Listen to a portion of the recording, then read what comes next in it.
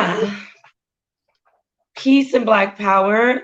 Shalom, Hotep, Assalamu alaikum, Namaste, and every other greeting that I didn't cover to everyone who is going to be tuning in and who actually is interested in this topic. I want to say thank you to Obsidian for joining me right now on this stream. Hello, Obsidian. Hey. And Obsidian is one of the pioneers of the manosphere. Are you the one who started that term or coined that term? No, I didn't coin the term myself. It was brother that you might have heard of by the name of Angry Man. He's the one that kind of came up with the term, and it kind of stuck. So okay.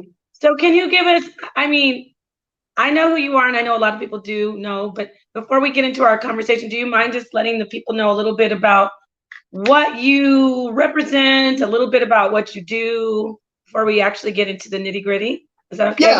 Yeah. Well, what I'll say is that the Black manosphere, as I had conceived it, and there are other people that put their own spin on it, but the way I had conceived it, what I wanted to do was kind of have a conversation between Black men and Black women. And what I noticed over many, many years is that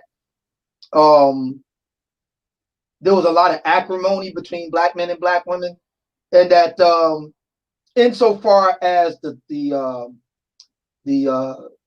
megaphone in the public square was concerned, Black women really had a real one-up, a real advantage. You know, it may be cliche to say, but it's very true. You know, the whole Oprah element, if you will.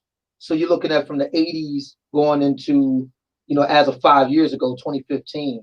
So Black women had like a, you know, more than 20 years to really refine and hone their talking points, their arguments, some of which were legitimate. You know, there's everything that Black women were saying with regard to Black men insofar as their critiques or problems with regard to relationships and whatnot were not completely unfounded. Now, a lot of it was overblown. A lot of it was exaggerated. And in some cases, just flat out not true. But that's not to say that all of it was unfounded and not true or overblown or exaggerated. So what I wanted to do was try to have, you know, try to make some space for more sober and judicious discussion. Right. And my methods in going about that will be considered somewhat controversial. But 5 years later, after me, Angry Man, and O'Shea Duke Jackson, you know, kind of pioneered what's known as the Black manosphere today. There were antecedents to it, but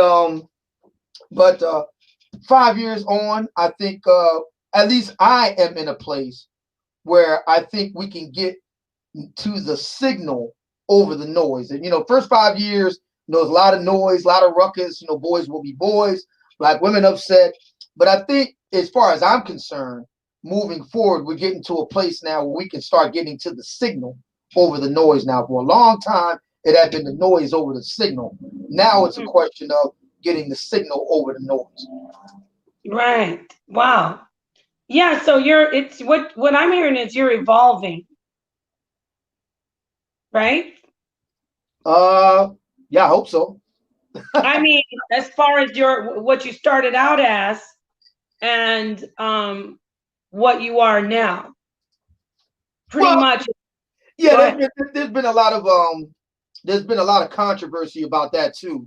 There are some, I guess you could call them hidebound denizens of the Black manosphere who kind of see me as something of a, you know, just shy of a Benedict Arnold or whatever. But yeah, I think it says more about them than it does about me. I think that there are voices in the Black manosphere that are kind of okay with where they are in things. That is to say, just kind of lobbing critiques at Black women, even though the critiques are accurate, but nothing happens after that. And you know, I'm not My thing is, yeah, there are critiques to be made, but then what? I mean, where do we go after that? Right, exactly. Where's it, if it's constructive criticism, where's the construction, or where's what are we producing? I do want to say real quickly, just thank you for that background. I want to say peace to the chat. I see a lot of people out there saying peace, and some people are even saying, oh, the Obsidian's in the house. So let's get to what we were discussing, Obsidian. Yeah. So for me, I have a lot I agree a lot. I agree with a lot of what the manosphere stands for. I do. I Well, mentioned what do you think the Black Manosphere stands for? So well, and the reason why I ask is because my personal opinion is that a number of people, in this case, Black men, have their own take on what they think the Black Manosphere stands for. right. Many Black men that I've heard in the Black Manosphere as recently as earlier this month, their view is that the Black Manosphere exists or should exist as a teaching tool for other Black men, particularly younger men, as to how to find their way and so forth. Now, in principle, I'm not against that, but that was never my intention. My intention was to foster an actual dialogue between Black men and Black women that got us over the noise and into the signal. That Okay. was my intention. So when you say what you said about what the Black Manosphere stands for, what does that mean to you? Well, that's a good question, because like you said, there are different people with different interpretations, and for me it stands, from what I see, stands for brothers taking control of their own themselves, taking back their power, or actually finding their power. Men not bowing down to the feminist system. Specifically, Black manosphere. I think it is a lot of men speaking out about what they feel has been an injustice done to them, for against them, by women and by the system. Well, I don't want to say the white men, but the system. Well, it's not that I don't want to say it. I want to be specific. The system that's set up against the Black man and his tool, the white man's tool, which is the Black man's woman. So I see that as what the manosphere is about. But then, of course, I heard you say, correct me if I'm wrong, you wanted to bring a dialogue between Black woman, Black man. You don't want to cut any corners, you don't want to sugarcoat, but you're not there for bashing women, even though at times it gets rough. I mean, you and I have been on panels where you've said some hard truths about women, as far as how women should specifically look. But anyway, I digress. So you say you want to set up a dialogue, but a lot of times I see the manosphere veering off to the left, or going off road and going on that whole bash, bash, bash. Nothing is productive. So I think you said a lot of that just now in a nutshell. Did you not say that? Yeah, I didn't. yeah, yeah. There's there's what I call boys will be boys element, which may to even to Black women may come across as unsettling. There's a boys will be boys element in what men do. So the locker room, the cigar shop, the tap room, a bar or tavern, or the barber shop. That those settings are settings where guys talk in a way that they might not if they knew a whole bunch of women were present, and that could be kind of off-putting to a lot of Black women when they come across that sort of thing. But and I'm not saying that there shouldn't be that element. But what I do think is that, as you rightly pointed out, there becomes a point where it gets to be too much, and at what see my thing with where I'm at with this, with the whole Black manosphere discourse at the present moment, is this. Okay, So we've been at this for 5 years, right? So my thing is, okay, are we going to do the same thing for the next 5 years? Right. Or are we going to do something different? My position is where we are right now, the issues have been clarified. You like if you spent any time listening to the Black Manosphere, you get a pretty good sense of what Black men's concerns are. And the majority of those concerns, like you mentioned,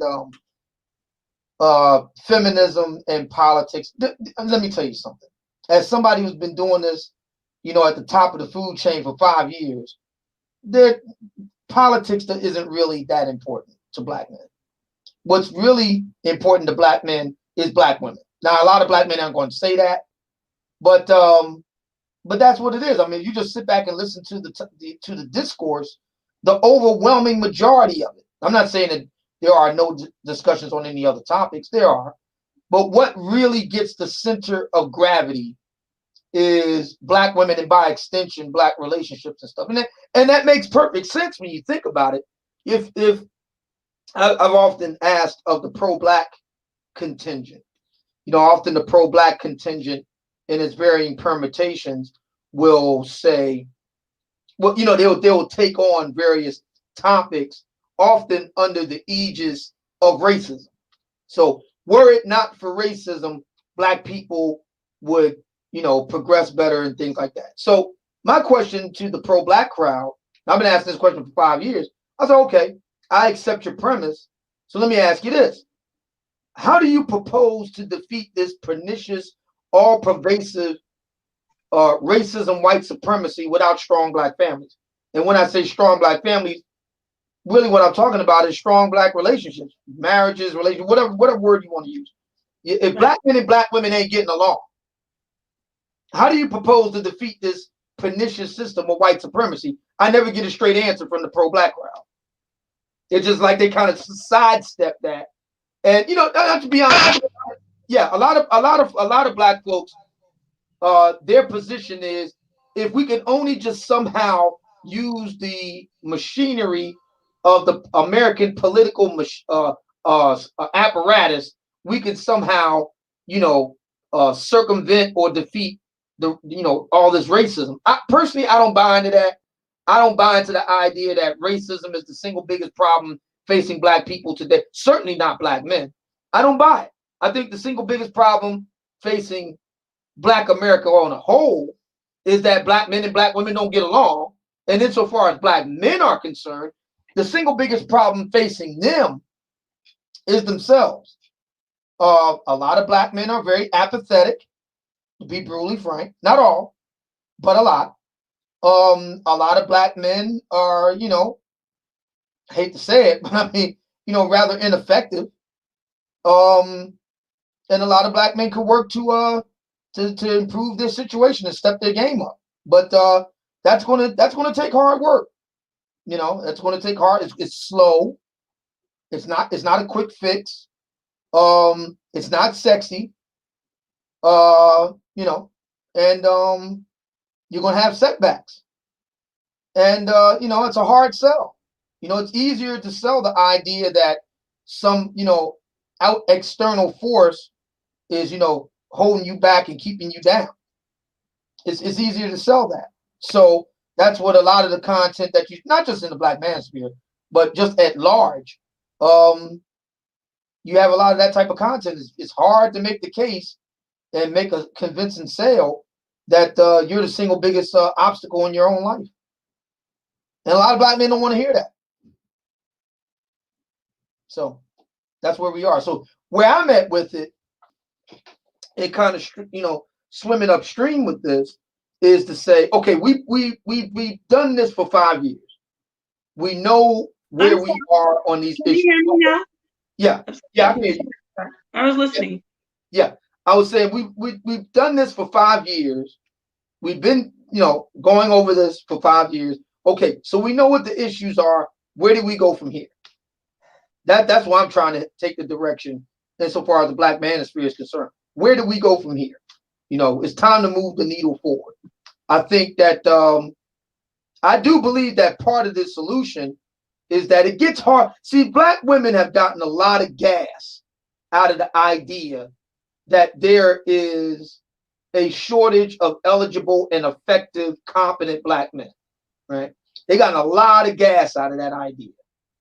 And what I want to do is get that idea off the table. Because see, what I think is going on between black men and black women is that neither side wants to be vulnerable to the other, right? Neither side wants to do that. So on the black female side, if it got to a point where they had to admit that there are quite a few brothers out here that are effective and competent, maybe there's a reason why you're not with them. Now, Okay. I'm not saying that I'm not saying it's a silver bullet. There's, there's a lot of moving parts here. Maybe, but for whatever those reasons are, if we can prove that there are effective brothers out here and you ain't with one, then what does that say? And on the black male side, yeah, there's something to be said for the problems that black women have. True. But if you got the kind of sister that you wanted and you're not doing what you're supposed to do, how's that supposed to work? Okay. So I'm trying to get to a point now in the discourse where we can have a sober and judicious, mature discussion. Because in a lot of ways, a lot of the discussion on both sides, to tell you the truth, has been somewhat immature. And I think, at what point do we have a mature discussion? Right. And do you know, like when you say that, you have it balanced, you have a lot of sisters tuning in. And I want to get to that about, that's what the topic of today is. You have a lot of women who tune in. And I mean, have you noticed that a lot of women do join in the discussion, or at least support? Yeah, that's one of the big strengths of the black manosphere. As I've said before, black women have enjoyed, black women as a group have enjoyed of a multi-decades long media advocacy. And in particular, what I refer to I'm working on several books, as a matter of fact, and dating and mating book. And I've been doing a lot of research into this. I call it the black love machine. Steve Harvey and that sort of thing. There are a lot of people, mainly black men, who cater to the interests and fears and desires and hopes of black women along, mating lines. And yeah, it's been really interesting to witness. It's been very interesting to witness, and it raises a lot of questions. And it's been something I've been working on for quite a while. Right. So I mean, would you say most of the sisters who support are sincere about about the support that they give? What I'm saying is, with the understanding that the black manosphere has men as priority, and somehow have taken, not somehow, you've taken the red pill, right? So I'm being figurative. I'm not saying you literally took a red pill, obviously. That's just some of the lingo. So you took the red pill, the blinders are off, she can't run game on you. But do you think that some of these women still might be in their old element and still might be in their old ways when you see so many of them on there supporting? Do you think that they might have ulterior motives? So that I'm leading into the broken token thing. But what is your take on that? Well, first of all, let me say this, that one of the great strengths of the black manosphere is the fact that this is where the guys are, and women are going to go wherever the guys are. So, right. And the reason why I mentioned the Black Love Machine and Steve Harvey and all those people, the guys aren't over there, with these, black love experts at up until this point. They get the women, but no men are there, and the vast majority of the black women want black men. I think that's what the black manosphere has proven is that black women want black men and black men want black women. For all of the the Sturmundrag, I guess you could say, with regard to, you know, divesting and, excuse me, swirling, and SYSBM and all of that. And there is some truth to all of that. There is, you know, empirically. But if we're going to acknowledge the empirical truth of those things, then we also have to acknowledge the empirical fact that the vast majority of black men and black women want each other. I think the problem is, again, that neither side was willing to be vulnerable about that and admit it. So we have all this, you know, posturing going back and forth. So yeah, your point about black women coming into the black manosphere space is definitely a very real one. And as far as their motives, hard to say. It's hard to say what black women's motives are. I would have to take that on a case by case basis. Now, is it possible that there are black women coming around, you know, black manosphere spaces that have ulterior motives? Sure. Is that possible? Sure. I just don't know for certain, you know, I don't know with certainty who they would be. Again, I would have to look at that on a case by case basis. Right. So with that said, that's an honest answer. So let me do a little of my analysis as a woman and just what I've observed. Not just in the manosphere, by the way. The title is about broken tokens. So we're not just focusing or so-called attacking the manosphere. I'm also talking about channels that are known for speaking very disparagingly about women, certain groups, such as the Hebrew Israelites, that speak very badly about women. And there are certain women who they go on those channels and they may sit in support, and what they do is they're a token. Like, you know how the white person might speak racist things about blacks, and then they can always use their token white black friend and say, but I love this guy, or I love this girl, this woman. So this is why I call them broken tokens, because they always they're always there representing, like, oh yeah, here I am, I'm in the chat and he loves me. So it gives a lot of, I'm not saying you, Obsidian, because you've clearly made clear that you're not being a misogynist. And I haven't seen you be a misogynist. Now I'm talking about misogyny and men who bash women and really just have this agenda against women. These women represent, or they try to represent, all women, and they might be like 2 or 3, and in some cases, I'm not gonna really right off the bat speak about the brother because he's not here, but in some cases, a large amount of women facilitate, dare I say, the exploitation of women, and they facilitate, I'm not going to say bashing, but they facilitate the degradation of women, maybe. And they sit there and allow themselves to be picked apart, and they do it because women want approval from men, and women are hypergamous, and usually these men have, in the women's eyes, some type of power. And I'm gonna hand it back over to you. If you don't agree, that's fine, or we're just dialoguing on it. Yeah. But these women, what they do is they'll be present. So when sisters come along and may have a clear case that, oh, look, you're not really being fair to women, or you're treating women a certain way. The women that bring it to the table to say, you know, I don't like what you're saying, I find that it's misogynistic, or I find that it's you're degrading women, you're objectifying women.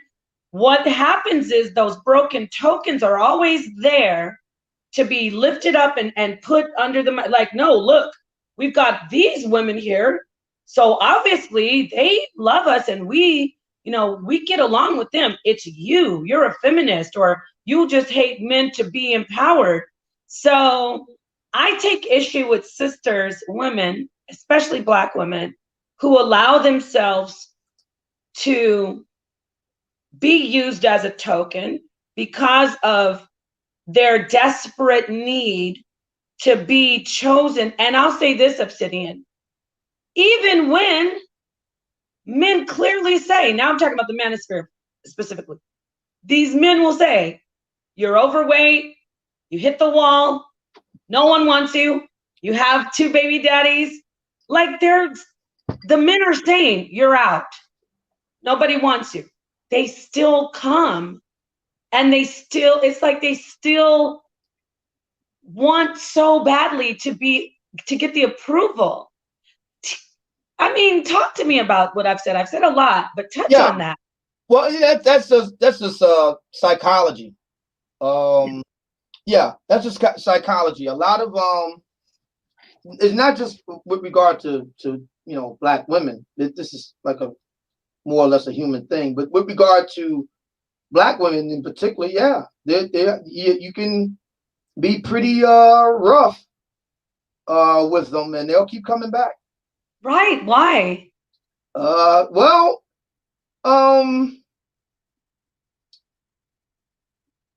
in some psychological circles, it could be said that guys who are so brusque, or guys who are so willing to be like that, they communicate to women that they have a lot of options among women. In other words, a guy that doesn't have a lot of options with women is not going to treat a woman like that, because she may walk off, and then he'll just be messed up with no options. So the guy that has options, he can have a devil may care attitude, and it's very attractive psychologically for women to be with guys who have options to be with other women.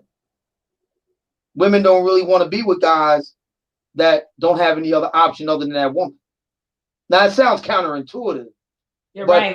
But there's an offshoot of psychology known as evolutionary psychology that goes into this and talks about it. And I've been talking about this for years. And so there's that element at work, So we're back on the topic of that hypergamy, also the women being hypergamous, right? That's a part of the evolution, right? Yeah, a hypergamy only simply means women want to deal with men. Women want to mate with men who are of higher status, more resources, more attractive, more sexual options, and so forth. That's only what hypergamy means. Yeah. But no, I understand that. So look I'm tying it into what you said about the evolution. You're not going to choose the weakest man to be with. You're going to, in evolution, you're going to choose the man that is powerful or is desired by all the other women, right? I mean, that's what it equals to. So that makes sense. And I think that too. I mean, for me, I'm saying the broken part is the issue, because that's all healthy. To be honest, Obsidian, a woman coming to a channel, hearing a man say, I'm not playing with you women anymore. Who do you think you are? I get beautiful women. That's what it translates to. When you hear men speaking on these topics, like when brothers like you and other brothers are speaking, like, I don't take your mess. The phenomenon is that women are like, oh, I want to check this guy out. That's the phenomenon about women. They're drawn to that.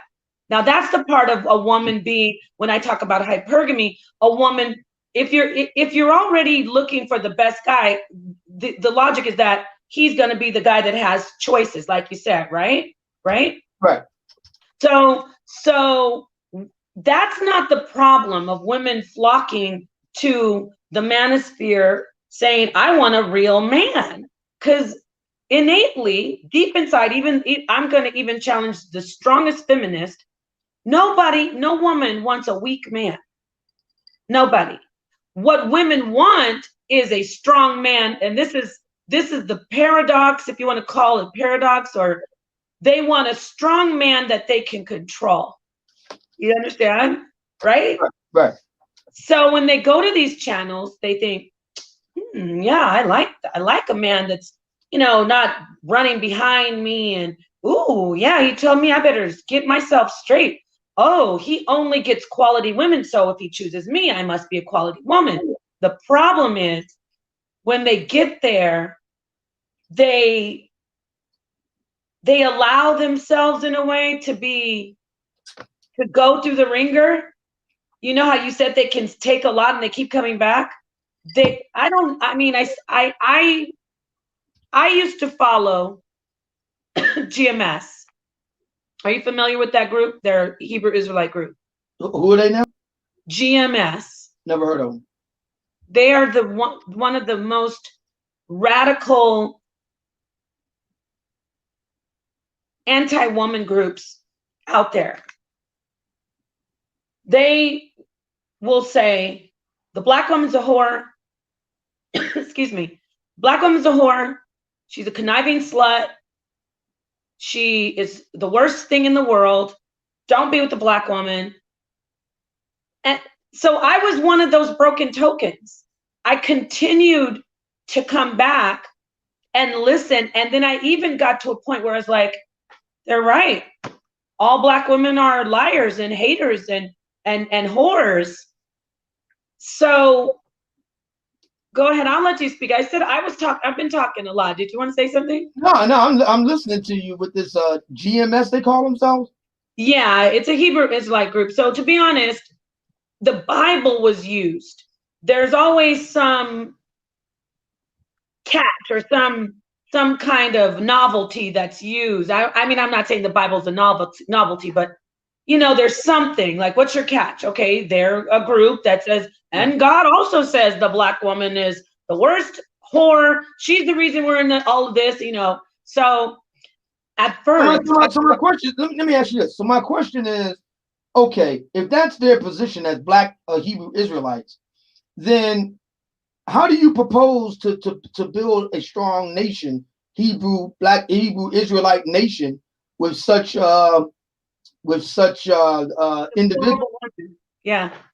Now, did they ever answer that? Did anybody ask them that question? Oh yeah, brother. Yeah. That's been many sisters would ask them that, and they say, well, we don't even have to use the black woman to bring the nation back because the seed is in the father.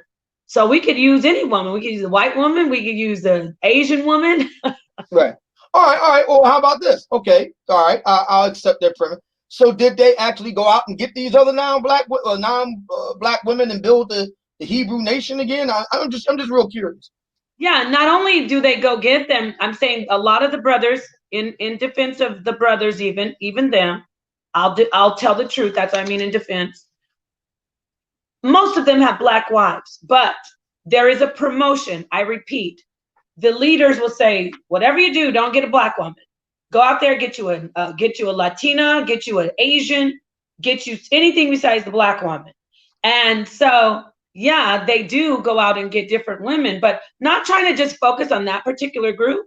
Really, what my point was, I'm speaking from a place of understanding and experience where it's like a thin line between self-hate and wanting to really be with a man, or at least follow men who are men and who realize we're not taking your crap anymore, women. So you know what I'm saying? That's why what I'm talking about for the woman, it's a thin line between her just sitting there and just getting totally beat down, and her wanting to just get in line and follow correctly men who are powerful and men who do speak about male empowerment.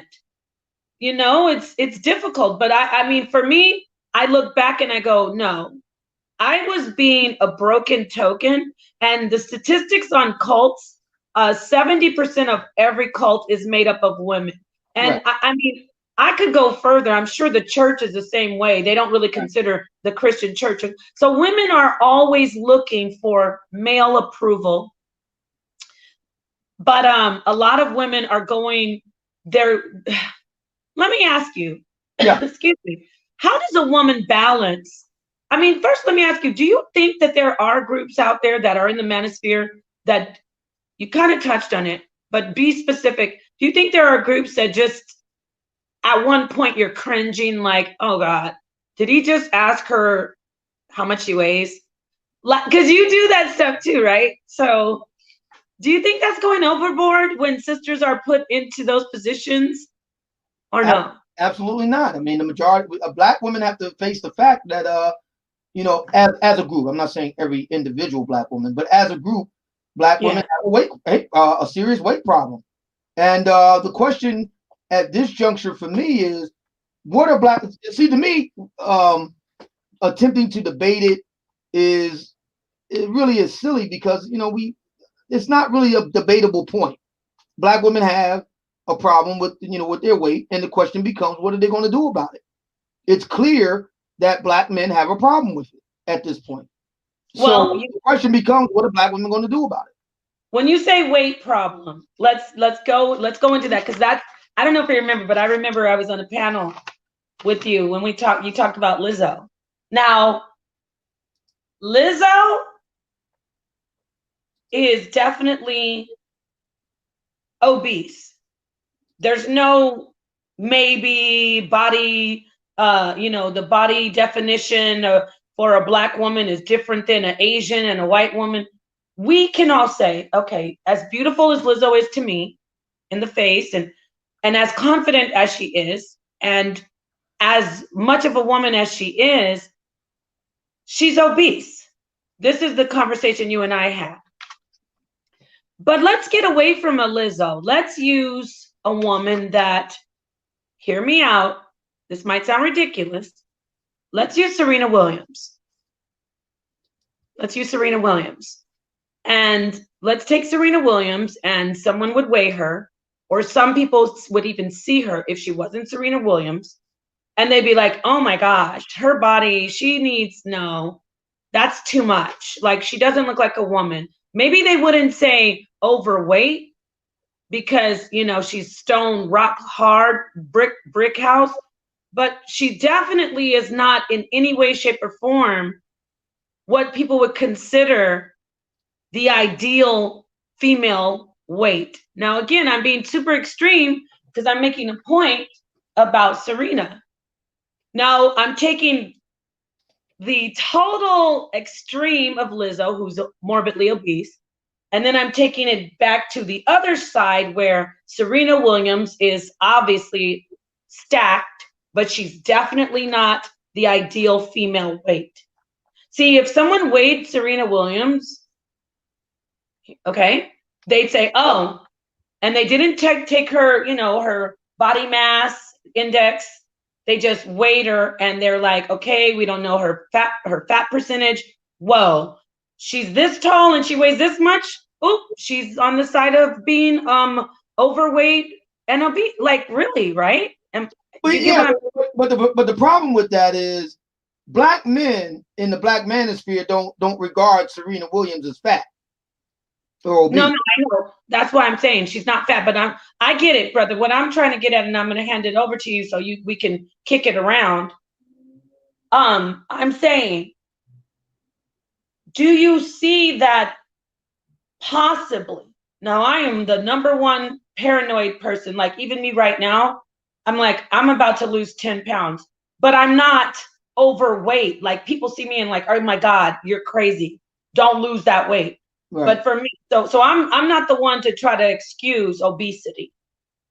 If a sister is overweight though, and she loves herself and she's looking beautiful, I would never tell a sister, you're unless she comes for me. If she's coming for me and trying to put me down, I'd be like, you better take a look in the mirror.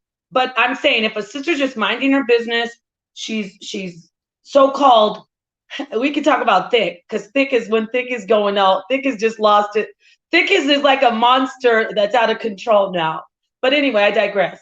What I'm saying is, do you think that we might have to tweak the standards of overweight? Like, do you think that it's quite possible that the physique of the black woman cannot be, I know this is about science. It's not only about sociology or the study of people, but do you think that possibly there might need to be a little revision in what is considered obese and what is considered not obese? Is it, would you say, Sarah, did you know the story of Sarah Bartman, right? Sarah Bartman. Yeah, right. Was Sarah Bartman obese? Well, I mean, I haven't seen any like actual pictures of her. I only seen like representation, drawings and whatnot. But yeah, I would say that she was, carrying too much weight on her. Yeah. Okay, there we go. Now we don't even have to do the Serena anymore. So see, that's the issue. Now, does she had a huge fatty? No doubt. But I mean, yeah. But as far as like whether or not she would been carrying too much weight, definitely. Yeah. Have you ever seen the sister called oh my gosh, I forgot her name. She's African. Oh, Roman goddess. I don't know who that is. She has she's like a J cup. I mean, probably like a Z cup. I mean, she's very, very busty. She has probably a 26-inch waist. And then she's got like 52 hips, 52 sides. Yeah, that sort of thing is, I mean, no doubt it's a lot of fun, but in terms of like serious mating and that sort of thing, no. Okay, so that's considered obese to you. Yeah. All right, well. Well, not what yeah, well, see, here's the thing. That's something that's not naturally occurring. Well, as a general rule, it's not naturally occurring. It's the exception to the rule, and not the norm. That's somebody that more than likely went under the knife. Okay. Well, we're talking about Sarah Bartman too. I think that we know Sarah Bartman was the same. She had a small weight. I'm not making excuses for obesity. Again, Obsidian, I'm just trying to get to a point where, like, when do sisters get, like, do they have to be, okay, let me scratch that, we rewind. When I was in my teens and 20s, I could go and I could do high fashion. I was about 107 pounds.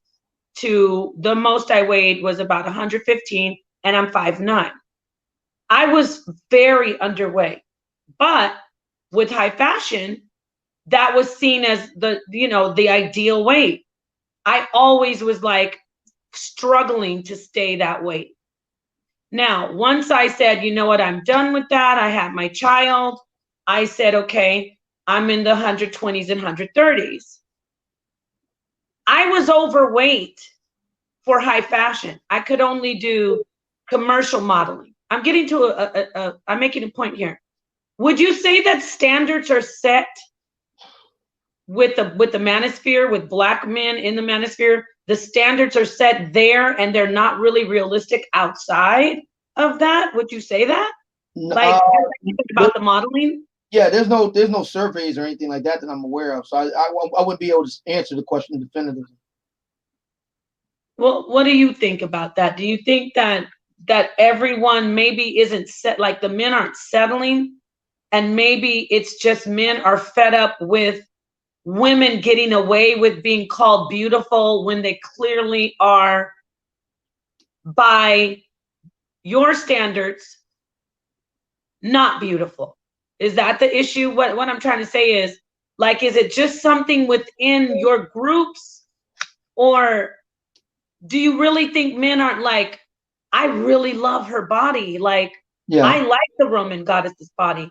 Because even for me, I was told when I was 140 pounds by my now at the time husband, kind of like, not in a mean way, but little things like, wow, yeah, you're not really thick. Well, you're skinny, or I love it though. Like, when a man tells you you're skinny, but I love you anyway, that's like, what?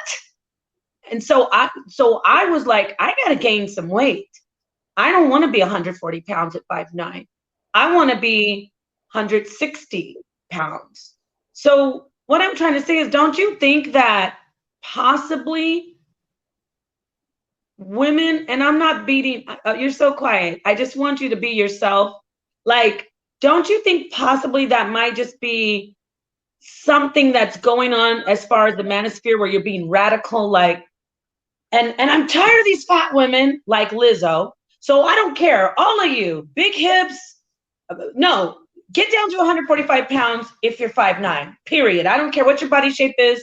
I don't care about, this and that. Do you think that it's just maybe like a radical back, like you're fighting back against all the times when you've seen women who are obese being told, girl, you're fine, you can get anybody? Do you know what I'm saying? Or did I say a lot? Sorry. Yeah, there's I think the main consensus in the Black manosphere is toward the Lizzo end of the spectrum. I think that's where, trying to parse it out to find, well, what about this type? What about that type? It's pretty much what Potter Stewart said. We know it when we see it, and it's mainly toward the Lizzo end of it. Right. Who did you say said something? Pardon? You said a name. No, I said it's like what Potter Stewart said. We know it when we see it. Who is that? He was a former Supreme Court justice. But okay. I'm not familiar with him. Sorry. Yeah. Well, beautiful women don't know anything. So. Wow, y'all.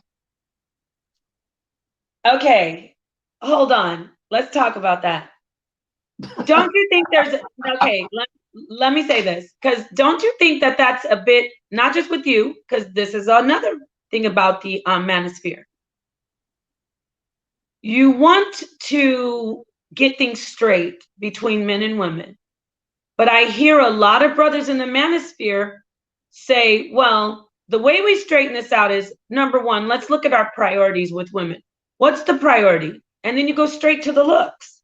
You don't say, well, I need her to have need her to be intelligent, and I need her to be able to have a conversation. I can tell you the reason why that is. That's easy. Say it? Yeah, because it's very difficult to find a highly intelligent, hot woman. That's extreme. And I'm not saying it's impossible, just very difficult. That's a rare occurring thing. Usually what you end up getting is, if she's really intelligent, there's a reason why she's hit the books on Saturday night instead of going out. There's a reason for it. And, conversely, the really hot chicks, there's a reason why they don't need to hit the books. So, it's hard to find, and, you can make a case that guys don't prioritize intelligence much in women. That would be largely true.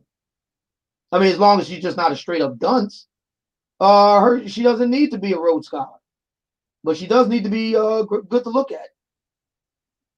Wow. Isn't there a point where a man is like, I want some intellectual stimulation from my woman? Well, the mental I don't want to get into that, but yeah, I know this is something that a number of ladies don't like to hear, but it's true. Looks matter a whole lot to guys, and right. Everything else kind of follows after that. You say that, but then I'm gonna go ahead and say this, and these are to my sisters out there who are doing everything right, and I see all of them in the chat. Shout out to all my sisters in the chat. I can't even name you all off, but I love you. I see you. But these sisters in the chat, and then other sisters who aren't even in the chat, they're just listening. Let's talk about this. Just like brothers might be seeing the hot girl, the hot sister, the hot woman with a complete bomb, maybe, and brothers are like, why is she choosing him? Sometimes we as sisters will see brothers with women who don't treat them right and who are not, how do I say? Well, let me just keep it real. It's not about weight. You'll just be looking at her going, oh my God, she doesn't even brush her teeth, or damn, she's got like lint, and she has an old raggedy weave on. And why is he so in love with her? Why is he treating her so well? And why is he letting her treat him like garbage when she's not even looking decent? And I keep myself clean, I take care of myself, I work out. What is she doing? So it's not just you know you say men want looks, but I see a lot of sisters out there, and even I see a lot of black men with women who aren't sisters, like with the Beckys. And the Becky will look like 400 pounds, and she'll be just gross, and she's got like these ashy cracked heels on her on her feet. Her heels, like, she just looks bad. But you'll have a decent looking brother with her, hugged up with her. But I've seen a whole lot of decent looking brothers with bust down black chicks too. Yeah, no, I just said that. It seems to me that black women don't have a problem with that. No, I just said that right now. I agree. No, there are sisters who do have a problem with that. They see that and they go, wait a minute, what? Why does he want to be with her? So my point that I'm making is because you said looks matter a whole lot to men. Not all men, because I be seeing some brothers out there with some women who. Well, for men that are broke, they got to, beggars can't be choosers. That's messed up. Now, so all these brothers aren't broke. But show me the loaded guy that's with the kind of honey boo boo white woman you're talking about. I've seen brothers choose down. No, and I'm not talking about white women. Show me the brother that is successful. They're successful. We all know they're successful. If that's with honey boo boo. Well, let's not start talking about successful, because now we're moving into like the cream of the crop. Let's just say, hey, it's tough out here for sisters. I'm going to speak and say this clearly. Some people back away from the table. Okay, no, I know you on that fat thing, brother. Now I can't really hate on you about that. But let's just stick with this, okay? Okay. Every brother that's with a woman who is a honey boo boo mom, or every brother who's with a sister who just looks like she's been, I don't know, having a rough life and doesn't care about herself. Now, see, that's the thing I'm trying to point out, sisters. I'm not saying you have to be a beauty queen, but when you see a sister who doesn't take care of herself, I'm talking about black women to black women. When you see a brother with a sister, like, God, why does she look so nasty? Or, damn, doesn't she know those braids need to come down? She looks like she's had them in for 4 months. Like, when you see a brother with women like that, or whatever, we've all done it as women. If you have been a single woman and you are available, and every woman, let me not say every woman, most women want to be mated up, and most men want to mate up. Well, maybe not now, but most women want to mate up. So if you're single and you're doing everything right, staying in the gym, you've got your own this and that, and then you see men with women who you feel like, why is he with her? She's clearly not attractive, and she's clearly not good to him. What I'm trying to say is, Obsidian, I don't see every brother choosing looks first. I don't. All right, so let me ask 2 questions in response. So sure. If our brothers ain't choosing sisters based on looks, then why does it matter what the black manosphere have to say about it? Number one. And number two, okay, let's assume that these guys are out here doing the Cynthia G deal, who they really choose. Okay, why are you concerned? What did you say? What did you say? Doing the Cynthia G, who they really choose type of deal. Okay, why I'm not familiar with that, who they really choose. She has like a series on that? Right. So why are black women concerning themselves with black men who truly are getting with women that are no accounts? I'm trying to understand, why do they care so much about that? Because the manosphere, like I said, I'm being honest, it vibrates, and I like to say vibrate because I'm into metaphysical things. It vibrates an energy of. I thought you were talking about something else. No, Nope, just being really very pure-minded right now. It has an energy of male power, male power, male power, but not just male power. He doesn't need me. We are very strange, complex creatures. Women want a man to want her and need her when they're in relationships. But when she's pursuing, and I don't even want to say pursue, because women, for me, we really don't pursue. When we make ourselves available in creative ways. Are you kidding me? Women do pursue men. Huh? Women do pursue men. Get a book called The Mating Mind. Okay, I will. What by Jeffrey Miller. Mating Mind. Women, I know women compete against other women for mates. Yes. Women definitely, and women pursue men for now. They pursue them differently than the way men pursue women. It's a different type of pursuit. But you're kidding me if you're going to sit there and tell me that women don't pursue men. No, women do pursue. Yeah, no, let me clarify myself. Women do pursue men, but I'm talking about the natural woman in her own element who hasn't been set on a dysfunctional path. Yes, that's what I'm talking. That's why I mentioned the book, The Mating Mind by Jeffrey Miller. In the ancestral environment, women pursue men. You can see this in the Bible, since you're a Hebrew Israelite. You know about this. You know about the story of Delilah. You know the story about Salome. You know the story about and definitely Bathsheba. I mean, come on. I'm glad you brought up Bathsheba, and I would also like to point out the story of Ruth. Ruth is really a great story to make my example. Now, that can be interpreted as pursuing to you, because she did go and she dressed herself up and she was told by Naomi, go there, get on at his feet, make yourself. So that's what I'm saying.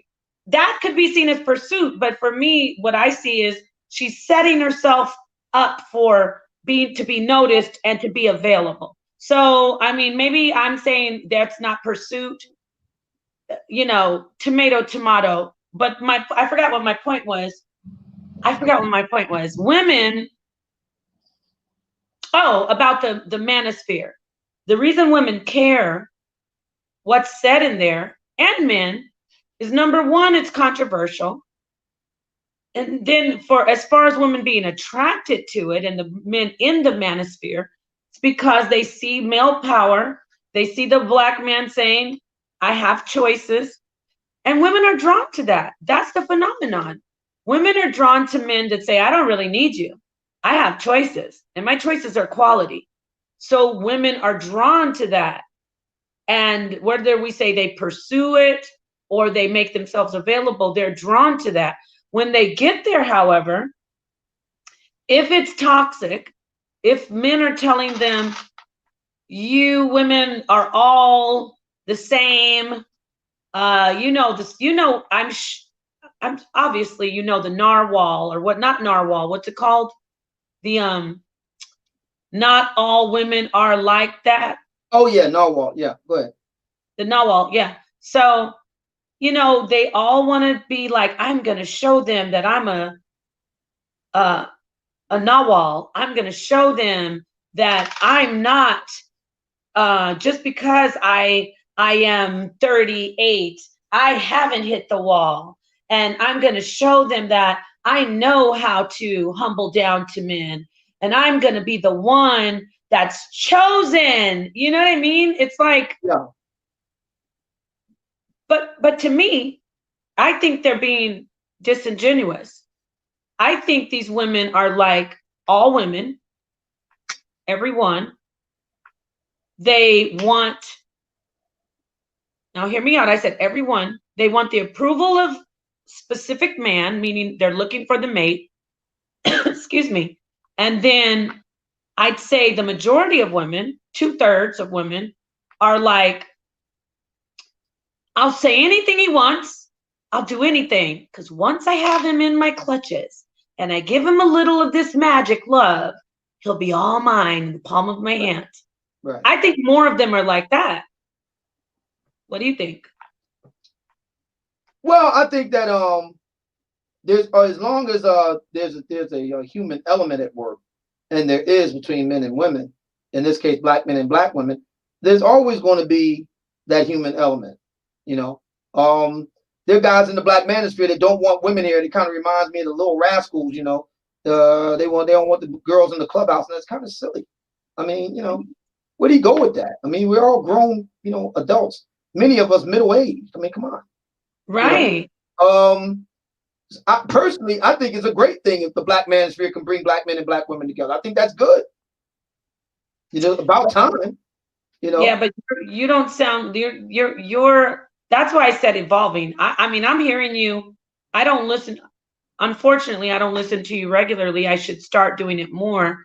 But you sound more like what the women would like, be like, okay, this is ideally what I want the all manosphere men to be like. And I'd like to just say this to the men in the manosphere. You need to jump on the bandwagon and follow what this brother is saying and doing, because if you want really to have women, if you want women, if you really want women, if you don't, if you just want a boys club, like the brother said, keep on doing that us against them thing, which is highly immature. And I can't even say homosexual, because it's not even at the point of being homosexual. It's just like you're being childish and very dysfunctional if you are trying to, we're never going to join. What's the point? Like you said, what's the point of starting the manosphere? Was, from what I see, set up for men to say, we're not taking this anymore. However, Obsidian, I will say this though, I think I mentioned this to you before.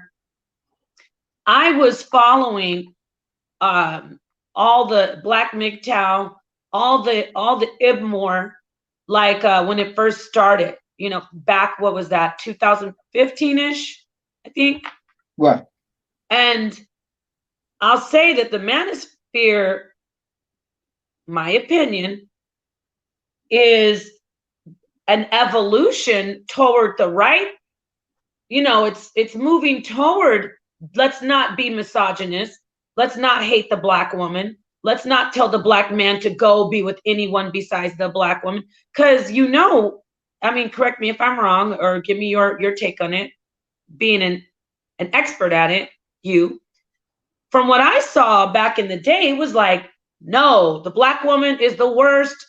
Like kind of what I said was going on with the group that I was following, the Hebrew Israelite group. It was like, she's terrible. She just wants to trap you in your life. Right? So I think the manosphere is much more intellectual, much more constructive, more productive. That's what I think. It's not as radical as IBMOR. Would you agree or no? Well, yeah, there are some more, I guess you could say, radical elements of the Black manosphere, but I think that we're getting to an inflection point where we really do have to kind of move the needle, and it's going to be very interesting to see going into 2021 with and you got to remember too, this is all going down with the pandemic, so that's a major thumb on the scale. It's going to be very interesting to see how all this plays out moving forward, and I'm hoping that more guys will take heed to what I'm saying here, because we really do need to move the needle. Otherwise, we just keep going round and round, and I don't want to do that. So, when you say move the needle, what do you, be more specific? You mean toward what? Like move it where? More radical? Go back to being more radical, or more welcoming for women? No, what I mean is by that, what I mean is actually having more productive conversation that can set the stage for more productive action. I think we kind of what has gone down over the past 5 years was necessary, although at times kind of ugly. But we're at a point now where we need something else. So, and we got to move forward. So that's what I mean by moving the needle. More much more sober and judicious and mature conversation toward, meaningful real world action. And I'm not saying everybody got to do something all together. It could just be something as simple as an individual guy or individual woman taking more proactive steps in their lives. Wow. So you presented this to the council? Yeah. I kind of figured that there would be a good bit of kicking and screaming. Right. What happened? Did they try to kick you out of the group? Well, like I said, it's expected that it's going to be a good bit of kicking and screaming, but I suspect that everything will shake itself out in due course. I'm not that worried about it. Really? So what did they say? I imagine them saying, "You come on, brother. These women want to take everything over. We can't let them take our movement." Yeah, that sort of thing will happen, but I'm not. I mean, that's just like I said, the kicking and screaming stuff and stamping the feet. But I'm not really all that concerned about it. Can we talk about some of the players? I mean, you did mention the sister Cynthia G, and I remember I said I didn't see that series, but I have checked on some of her streams that seem interesting, and I know she does bring to light celebrities saying, "Oh, look at this black man, and you see what this happened to this black man with this white woman." So I have looked at that. So we brought up that sister. Do you think we would be it would be okay if we speak on somebody in the manosphere, one of the brothers? So we know we're going to talk about the high value. I'm bringing that up. I want to get your take on it since you're here, because that's what we're doing. We did a stream on Sonnetter's channel, HOK Sonnetter Studios or Sonnetter TV. Shout out to Sonnetter, of course, and shout out to the HOK. But okay, so we're talking about and we also I did an interview with Minister Jap. I don't know if you heard that interview on Sonnetter's channel. No, I didn't. So Minister Jap and Dana, one of his associates, also she sat down with me, a sister who has co-hosted with Minister Jap. So we're talking about the manosphere, and I would like to talk about the manosphere. And we need to keep talking about the manosphere. We need to have brothers like Obsidian on and talk about the manosphere. So, Kevin Samuels. First, I want to say something to you, Obsidian. What's that? I want to say something. It wasn't last. It was the year before last. I jumped on a stream. It was a really radical, hardcore, like, I think it was like an 8-hour stream. Well, this is back when Hangouts were going on. Remember that with Ren? Right. And you and Kevin were on there. And I was like, everything as far as YouTube was new for me. And I was like, you guys are, I can't remember what I was saying. God, I can't remember. It was about something about women dating. Oh my, I can't remember. But that was my first encounter with you and with Kevin. You were more, for me, you were more vocal about like pro-manosphere. That's only what I saw. I didn't know him. So correct me if I'm wrong. But the take that I got on Kevin was, look, I'm just smooth over here, just trying to, be the man I am. And now it seems like, again, it's just my perception. It might be totally off. It seems like he's just catapulted himself into like, I'm totally going to just let women know that they're not SHIT. I'm the prize. And it's, for me, what I'm saying is, I think you kind of took your foot off the gas and he just like slammed down on the accelerator. Well, yeah. Well, me and Kevin, we play good cop, bad cop. So. Oh, okay. Yeah. I see. Elaborate, please. Well, I mean, like you said, Kevin kind of put his foot on the gas, and I kind of eased up off of it. So Right. it's I mean, it wasn't something that we sat down and planned out per se, but it kind of work out that way, and I think that's good. I think that that shows a degree of complexity among black men, because a lot of black women. I'm not saying this is true for all black women. Let me put it this way: the black women that are the loudest voices in the room over the past 3 decades or so, who have been kind of leading the charge on these kind of conversations, um, they present black men in a very two-dimensional light. Right. Right.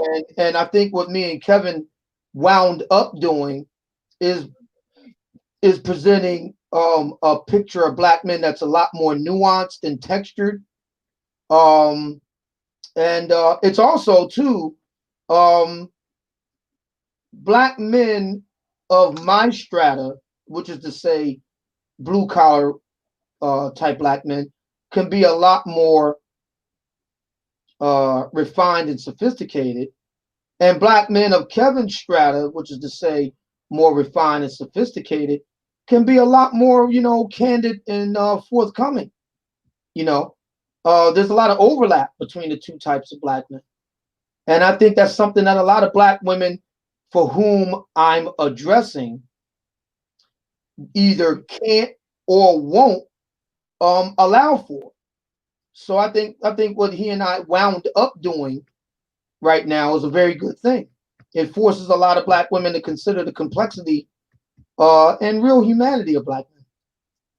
Wow, I liked everything you said, and to that last part where you said the humanity, because I'm not seeing humanity so much. I am seeing complexity, and I am seeing the empowerment of men, men stepping into their power, back into it. I mean, the argument is that has the black man ever had power? I will. Okay, Maharaka, peace, shalom. Has the black man ever had power? Not really.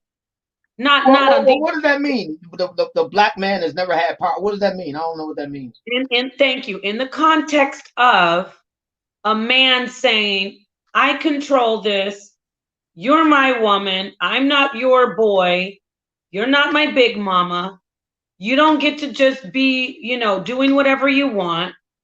It's a paradigm shift. So if that's always bothered me, because my thinking is that every black man has the potential to have power right where he lives at. Well, I mean, my thinking is this: if you don't have power, I'm talking about black men now. If you don't have power where you pay bills at, where you reside, where you hang your hat, if you don't have power there, then yeah, you truly are powerless. Every black man may not be a captain of industry or a leader of a city, or some kind of big mahaf, but every black man has their own little kingdom, which is their house. Yeah, and they should be able to run things in their own house. But see, the trick is, if you going 50-50 on the bills with the woman, then there you go. If she's paying the majority of the bills there, well, there you go. Right. And you know what? That's even to put it in the simplest terms, because there's a reality that there are men paying all the bills and still being told what they can do and what they can't do in a disrespectful way. And this isn't toward anybody. This is a common thing. So nobody start scratching your heads and trying to figure out anything. This is a common thing. And you brought it up. You make a great point. If a man can't be the master of his own home, and even if he's paying 50-50, he's paying. There are men who pay everything, and their wives are like, no, my way or the highway. So in that case, they got nobody to blame but themselves. They bought that. I would not allow myself to live in a situation like that. I mean, that just can't exist in where I live at. And that is where I say I love the manosphere. Those are the parts of, because of my upbringing, because I came from a very, very patriarchal home. and not just home, the whole line from father, grandfather, uncles on both sides. It was about patriarchy. Matriarchs are crucial, and the mother isn't discounted. It's not like some radical Muslim home where the boot is on the back of the neck of the woman and she's, no. But what I'm saying is, for me, that's already natural for me, that a man should be able to be the king of his castle when he's home, whether he lives in a 1-bedroom apartment with his wife and his child or children, or if he lives in a mansion. He should be the king of his castle. Right. And men aren't very, I know we have men out there who are manscapers and metros. Hey, nothing wrong with the man being really into himself, glowing up, making himself his best self physically. But men aren't very, they're not so hard to, how do you say, please. That's my take. Yeah. Meaning, Obsidian, men aren't that, there aren't very many outrageous demands that a man will put on a woman if he's not crazy. I don't mean crazy. If he's not abusive, if he's not mentally ill, if he's not sick. I'm not talking about men out there talking about, I saw you talking to the mailman, give me 30 push-ups and I'll beat you. Now, I'm not talking about men that are perhaps sick. I'm talking about the average minded, right? Do you want to speak on this? Because I can see you. Well, no, I agree with you. I'm agreeing with you. But I would like to speak on this because I got to get ready to get out of here. About the high value, about the high value piece. That's not something I came up with myself. That's something more that Kevin Samuels introduced into the discourse. But what I will say is this: I was taken aback by the sheer enormity of response on the part of Black men to what Kevin said. It kind of took me aback.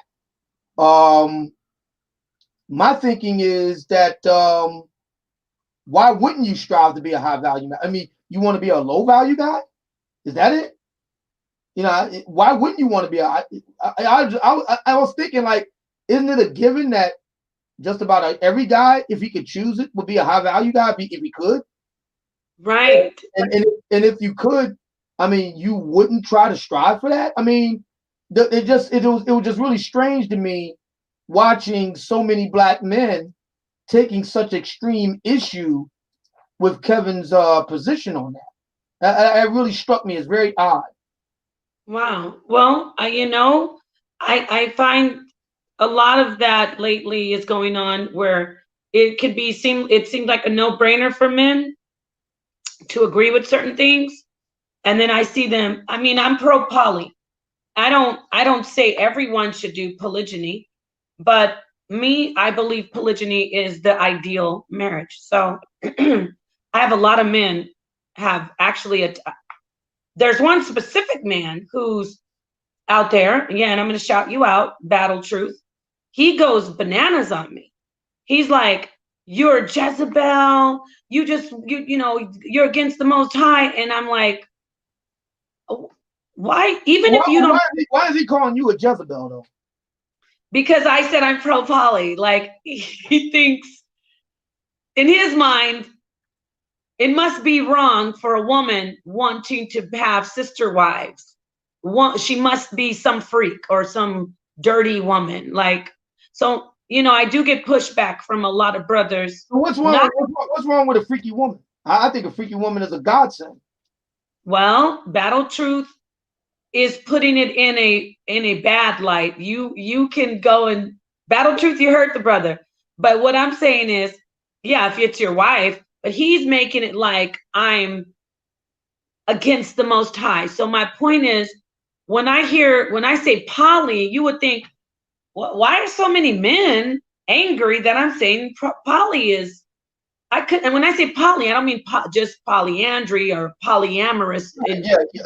Yeah. My thinking is, if a woman has, she agrees to have that type of arrangement with a man and another woman or whatever, Okay, so what's the problem? Right. Right. So so when you said you were shocked to hear men saying, coming against the high value concept, which I'm going to need to speak to you again, hopefully, about that. We didn't really touch on high value. We really didn't even so much touch we talked a little bit on the broken tokens, but the high value man, like I told you before in our conversation previously, I really want to find out who's determining the value. Like, I know you said gotta go, so we could wrap it up. But I mean, again, I'm not here to speak for Kevin himself, but no, I'm it's saying probably, you. I'm talking to you. Speak yeah, for you as a yeah, brother. but I think that is a pretty objective standard. I mean, you either make the money or you don't. You either have a network or you don't. You either bring value to others or you don't. I mean, I think it's pretty straightforward and pretty clear cut. I think part of the problem that a lot of black men had, a lot of black men don't want to admit this. I think the problem a lot of black men had with all of that is that they don't. They don't make the money. They don't bring the value. They don't have the network, and so on. And my position is, well, if you don't, there's what's keeping you from working at it? What's keeping you from working on it? My problem with a lot of black men is that they give up too easily. They just quit. And that's just never been how I get down. My position, my thinking is this: if I'm going to go down, then I'll go down swinging. And if somebody is doing something that I'm not doing, I'm inclined to study what they're doing and see if I can take a page or two out of their book. But I'm just not inclined to just trash something. That's just not where I'm at with it. Right. And I think what the high value debate has, excuse me, and I don't think Kevin set out to do this. I seriously doubt he set out to do this. But nevertheless, what he has inadvertently revealed is just how, so many black men are not only mediocre, but are okay with being mediocre. I'm not okay with being mediocre. I'm always trying to, tweak and, like you said earlier, evolve. I think that's a big problem a lot of brothers in the black man sphere have with me is that I've evolved. And right. they weren't really comfortable with that. So, I'm always trying to, tweak stuff, and there's nothing in the society that can keep you from being a high value man other than yourself. So if you don't want to do that, that's one thing. But then don't denigrate the other guys who are. And I think what a lot of black men don't want to do is compete, because competition shows you where you rank. Right. Oh, I actually see Kevin made a comment earlier. I didn't notice this till right now. Did you see it? No, I didn't. I didn't see it. He said, unless you actually watch an entire broadcast from end to end, any opinion is severely limited. Most do not watch entirely or do not watch in good faith. Well, I agree with that. I haven't ever watched a broadcast from the beginning to the end, but I have many times checked in and been cringed out. Like, I'm not going to lie. To each his own, and I don't know if I got off on the wrong foot, even with you, and I'm glad to be sitting here talking, but with Kevin, he can do his thing. He's doing himself. He's marketing himself. He's putting himself out there, showing his strengths. That's you. But for me too, I take issue with the women. I take issue. Now, am I just sister blaming? No, I've already spoken my position on where I stand with the whole. It just is so bizarre. It's so bizarre to me, Obsidian and Kevin and everyone else. Why would a woman? You gotta be. Oh wow, I'm starting to get a little verklempt here. These sisters who are calling in are desperate for love, and I'm not dogging on them. Sisters, hear me out. I'm not shaming. I don't shame people for wanting to be loved. I don't like when people like, oh, Napah, why are you still single? You can't get a man. what does that even mean? Like, why would people shame other people? I know everybody's done it, especially maybe men have done it to women, but I'm not shaming sisters by saying they're desperate. But for me, I'm like, you gotta be so just, you're done. If you're gonna call in and have someone publicly rate you and tell you, well, ask you personal things like, so was he your baby's daddy? No, he wasn't. Oh, what was he? Well, he was my boyfriend in high school. Where's your baby's daddy? I don't know. It's like these women they answer such personal questions. I could see calling. Wait, really, let me just say this. 1000%. If he's your counselor, he's your life coach, I could see somebody doing that. But they do it in the public's, like, it just, for me, it's so, but it's so. Why do you think they do that publicly? Why do you, instead of either hiring Kevin to speak to privately about these matters, or going to some other form of counseling and pay for that? Why do you think they call him up night in and night out and do this publicly? Why do you think that is? Well, I think that he's got some definite skills. I've seen him, like, God, oh my God, they're coming to him. So he's obviously good at what he does. I mean, there's that element of, dare I say? Yeah, but they would get that same thing if they paid him and they went to him privately, right? No, don't get me wrong. I'm not saying they shouldn't contact him, but I'm talking about publicly. Right, yeah, exactly. Why are they doing this publicly? I don't know. That's the bizarre part for me. Because they're cheap. Because they what? Because they're cheap. Oh, well.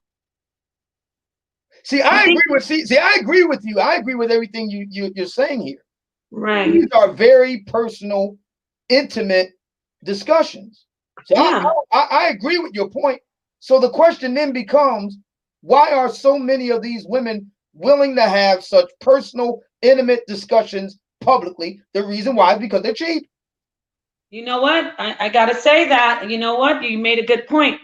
Let's go further. I'm not gonna discount the cheap thing. I'm gonna actually ponder on that later, think about it. But also, there's a lack of shame. And I will say, I know this. Again, not the sisters that I see in the chat, and not these sisters. There's some very quality sisters that they've shown themselves to be graceful. And when I say graceful, I don't mean like bougie and, acting like, they're so floating on air. I mean, just having an element of, I'm not going to say this, or I have a line that I draw. I think lately women have just totally abandoned shame, meaning shamefacedness, and just gone like, I don't care. I'm getting it free. Like you said, I'm getting it free. It's great counseling. And so I'm going to just talk about myself. Or maybe now that I'm talking right now, it's just flowing. Maybe they feel like that whole good, no publicity is, or what is it? No publicity is bad publicity. I don't know. Well, I mean, we know part of it is that they're cheap, but another part of it is that it gives you attention. A lot of people are really interested. See, if you're really interested in fixing something, if you're really interested in solving a problem, using Kevin again for an example here, you're really interested in solving a problem that you have somehow with relationships or whatever, you'd hire the guy, talk to him privately, and that would be that. Yeah. But that's not what this is about. It's about being, go ahead. Go ahead. No, I was about to say, part of it is about being cheap, and the other part is about getting attention. Yeah, you just made me think of something else. It's that whole victim, playing the victim too at the end. Like, how many men must have contacted them and said, sis, I don't care what he says, you're a beautiful queen, and you right? So, well, what I would say is this, that a lot of Black women do indeed get a lot of mixed signals because Black guys can see what a lot of Black women have a problem with is that black men have, and this is true of all men, but black men have two sexual modes. There's the type of women that you want to have sex with, and you don't want nobody to know about it. And there's the type of women that you want to have sex with, and you want everybody to know about it. And a lot of black women find themselves in the first group instead of the latter group. So a lot of black women will call Kevin and they'll say, I deal with high value men all the time. Now, the operative word there is deal with. And that's a euphemism a lot of black women use for, I have a clandestine sexual relationship with high value men all the time. I don't have a public sexual relationship. Like you've been married before. You've had a legally binding public sexual relationship. Right. Okay, that's what a marriage is. You're getting with someone and you agree to have sex with them and y'all love each other and take care of each other.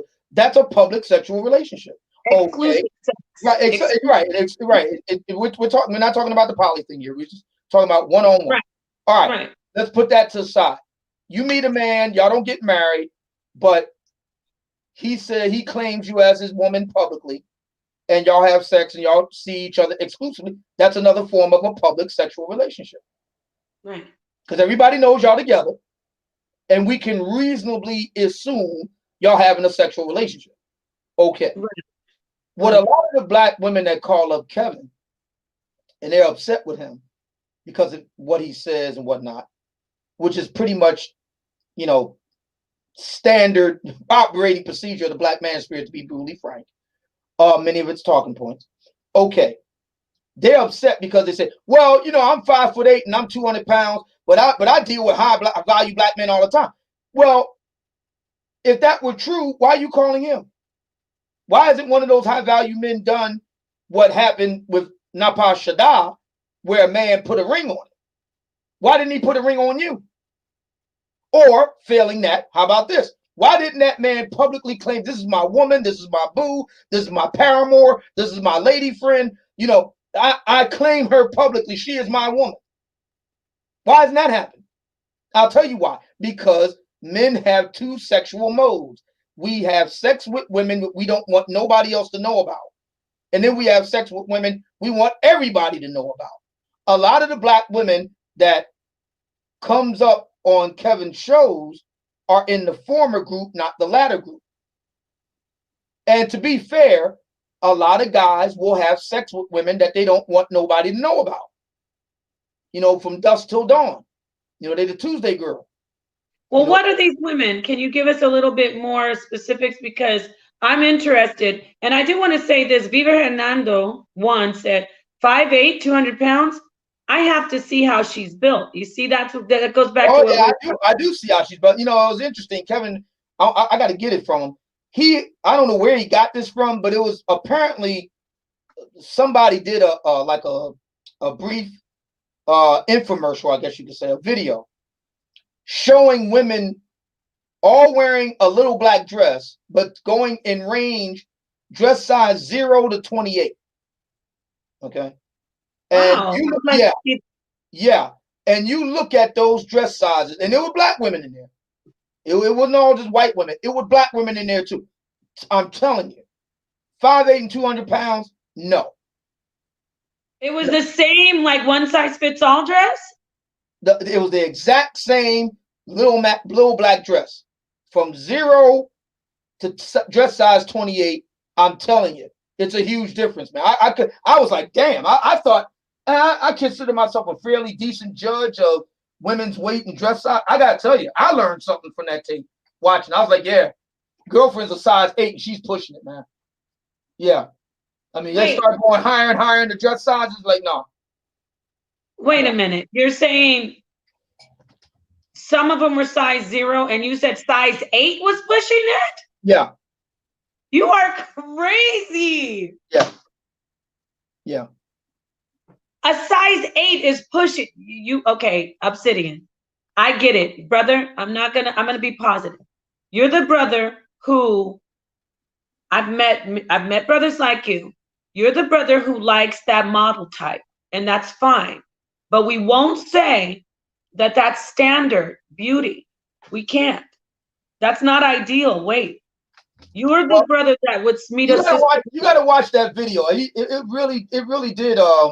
When you look at all of the sizes there, it really does. You know, like yeah, you can see it. You know, there's a reason why they call it a little black dress, man.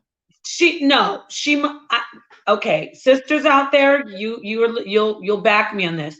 I have seen women who are professional models with drop dead bodies, under the knife or not, whatever you guys want to say, who are, I know a sister right now, she's 180 pounds, she's 5'7"-ish, maybe 5'8", and she's a solid brick house, and she can put on a little black dress and everybody looks like a child next to her. You got to get that picture. We want to see it. Oh, I'm not trying to put my sister out there, but I can't get her picture. You want to see it? I'll do it. Okay, not right now. There. Huh? Put it up there. I know I can't do it right now. Yeah. Because okay, for me to do it, I'll do it. You know what? Nah, yeah. I don't really want to go on her Instagram and get her picture. I have to ask her. Yeah, that little black dress video was very interesting. I learned a lot. Okay, well, wait a minute. Maybe she was 5'2" and 8 in a size 8. Well, I can't vouch for the heights of the women in the video. So to be fair, I can't vouch for the heights. But even if you take that into account, I mean, past a certain point, yeah, it's not a good look. I'm just saying. Well, I'm thinking she might be petite size, like not so tall, because a size 8 is not big. It's actually on the. When you look at that video, you'll see what I'm talking about. There's a store that I don't know if it's still around. It's not around here anymore, but it was called 579. No, and I'm not familiar with that. Maybe the women shut it down, like the women who were bigger. They're like, we don't want 5, and it's only for sizes, no size bigger than a size 9. Sisters out there know size 8 is small. Like, I mean, I'm not trying to put myself out there because you're talking about as big, but that's my size. That's my size, and I'm 5'9", and I'm gonna tell you, 5'8" is not big. She must have been small, Obsidian. She must have been short. I mean, well, I mean, I looked at the video again. I can't account for the heights or anything like that because I don't know for certain. All I knew for certain because they showed you the woman's name and the dress size and whatnot. What's the title of the video? What's the title? I'm gonna go watch. I don't know. I was watching Kevin's show and I saw him put it up and he gave his commentary on it. But the pictures really said. I mean, he really didn't have to put a commentary on. He could just ran the whole thing. It speaks for itself. But you know what, too, Obsidian? Excuse me. That might have been too her body type. Like, we have to account for what kind of body type did this woman have, because that video, Kevin had the video. I don't know the name. I got to see if I can get it my damn self. That video really was powerful, man. That was a powerful exposition of this idea of because there's some sisters that want to try to poo-poo the standard and say the standard is unfair. What's interesting about that line of argument, Napah, is the same black women who say that the beauty standard for black women is unfair. They don't have no problem with Kevin wearing a dinner jacket. Did black men make the velvet dinner jacket? No, that came out of Central Asia, what we would know today as Afghanistan. Black men didn't make Tom Ford. Tom Ford is a white gay guy. They ain't got no problem with that standard. Black women ain't got no problem with the Aston Martin and the Rolls Royce and the Maserati and the Maybach standard. They ain't built by black men. They built by all white men. No, but that doesn't build your physical. Yeah, but that's not something you can control. Those things when you're starting to your body, you can control what you eat. Listen, I know. For me, I'm gonna speak for me, not for my sisters out there. Sisters, if I've offended any sisters out there, I love you, and That's not my. I have to be balanced and honest and diplomatic. So, you know, You see that picture of me? Do you see that picture of me right there? Oh yeah, I see you. You have on a. Oh, okay. Now that's a picture of me from last year. That was almost a year ago. That was on Thanksgiving night. Okay. Took a lady out for Thanksgiving dinner. She didn't have to cook, because any woman that's with me don't have to cook. All right. If you're with me, you ain't got to go. Basically, all you have to do is just look really good. That's the number one thing if you're going to be with me. So that means I expect you to be working on your appearance all the time. So she ain't had to cook. I took her out Thanksgiving dinner. Do you think she had any problem with me wearing a European style suit, the white man suit? You think she had any problem with? And where we went, it ain't nothing but white folks. It's an upscale. I'm not gonna say where it is in Philadelphia. It's an upscale establishment in the city of Philadelphia, down near Rittenhouse Square. If you know Philadelphia, it's like a hop scale, like a short walk away to Rittenhouse Square. Now, but that's where all the Tony white folks live. And she didn't have no problem with that. She didn't have no problem going to that nice white Tony establishment. She didn't have any problem with me. She wasn't demanding that I wear a Wakandan Prince T'Challa outfit. She didn't have no problem with that, and she certainly didn't have no problem with the money I was spending. But the same black women, I'm not saying this lady in particular, but black women in particular, black women in general rather, they got a problem with white beauty standards. See, I see a problem with this. I'm not going to say it's hypocrisy. What I'll say is I just see something interesting there. Black women got a problem meeting the white beauty standard, but they ain't got no problem with brothers meeting the white male standard. They good with that. I don't think so. I think black women have actually said, and I'm going to disagree with you on this part. I think black women, saying something about style and fashion being, yes, not black standards is one thing, but when black women have embraced what black men are naturally, like black men wearing beards, black men wearing their natural hair in twists or locks, black men being, it's okay to be, how do you say it? I'm not going to talk about their bodies because black women have never had, nobody has a problem with the black man's body, because black men tend to be more muscular and stronger typically than other men, like Asian men and Caucasian men. Typically, yes, I know there are some black men that are smaller than some Asian men. Anybody out there saying I don't know what I'm talking about. So black women have seemed to be able to embrace, I'm going to stick with the thing about the beard and the hair. Let's stick with that. They embrace the natural looking black man, where before many black women are like, I want you to shave that beard. I don't like that beard. And then of course the black man, has to deal with making sure he keeps himself from getting, ingrowns, which is typical if you have curly hair and you shave. Right. So I think a lot of black women have said, no, I like your beard. Go ahead and have it. That's something every man, naturally grows a beard maybe, but black women seem to have laid back on that and not been so, you better shave that beard. So what I'm saying, Obsidian, is I disagree as far as black women. Yeah, black women don't have a problem with Tom Ford or dinner jackets, which look great, or European standards of outer beauty. And when I say outer, I mean outer of the outer of your actual self. But black men are really heavy. Let's get away from the, no pun intended, saying heavy. Let's get away from the weight thing. They also get on black women about makeup. They get on black women about their hair. Don't make it on. Who is they? Black men. Well, let's look at that for a second. A lot of black women, you do realize that black women's addiction to Wookiee weave, they're supporting slave labor in China. You know that. What is Wookiee weave? You know what a Wookiee is, right? Off of Star Wars. Yeah.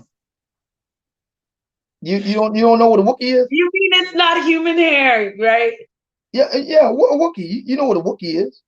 Yeah, like Chewbacca. Right. You know who Chewbacca is. Yeah. He's not human. I get it. Well, he's a Wookiee.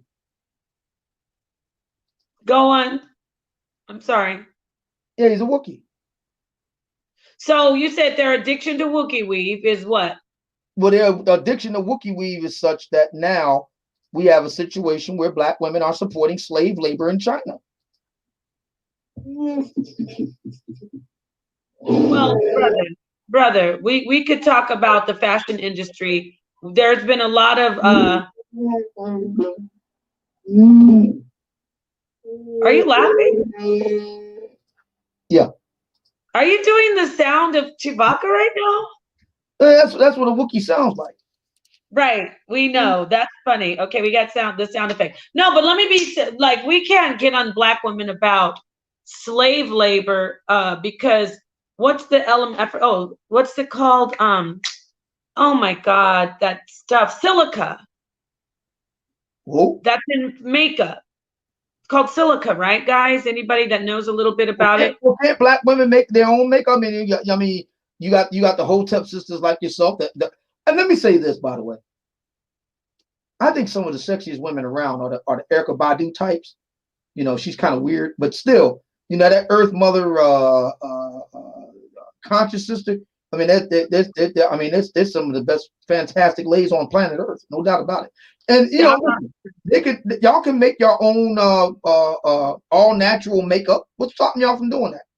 No, we do. We that the Black woman is doing that. You know, like we're evolving. We're finding out the healthy ways. And I do want to also shout out Queen Afua, and you know, we're with you. You're in my prayers as far as speaking about the transition of your children's father. And much love and respect to you and your family and Supernova and everyone. So I'm in a Sacred Woman's group with Queen Afua. She talks about everything natural, everything about the sacredness of the woman and our what we should be. We should go back to our pure selves. So yeah, I completely agree with that, and women are doing that. But in the interim, as women, just like you, as a brother, and all people that are striving for their best selves, as women are evolving, they're still, you know, in their element. They, you know, I'm not going to call it Wookiee weave, but maybe a sister has an issue with. Look at this. Wait, right here, Obsidian. You're putting her back against the wall. She's in between a rock and a hard place. She's being told your looks are the most important, and then she's dealing with these type of beauty standards that she's hearing, which are very like, look, you got to look a certain way, be a certain way. So then she's saying, well, you know what?